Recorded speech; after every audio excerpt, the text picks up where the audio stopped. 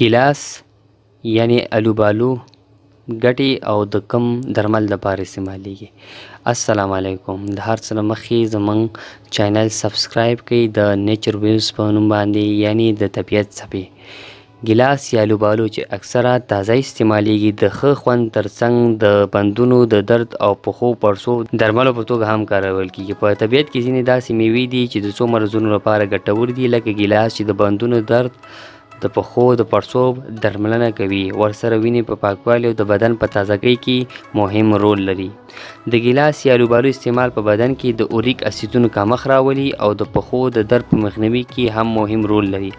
د بندونو درد او د پښو پړسوب ناروغي د وینې په جریان کې د ډیرو اوریک اسیدونو له کبله رامنځته کیږي، چې بیا وروسته دغه اوریک اسیدونه د مفصلونو یا بندونو په شاوخوا کې یوځای کیږي او د پښو شدید درد رامنځته کوي، چې نن سبا د پښو د درد او پړسوب ناروغي عامه شوې ده. د طب برخې کارپوهانو په وینا په ګیلاس کې یو ډول انزایم شته چې له بدن څخه د اوریک اسیدونو په راویستو کې مرسته کوي. د پښو درد د ناروغۍ د مخنیوي لپاره باید موږ څه وکړو؟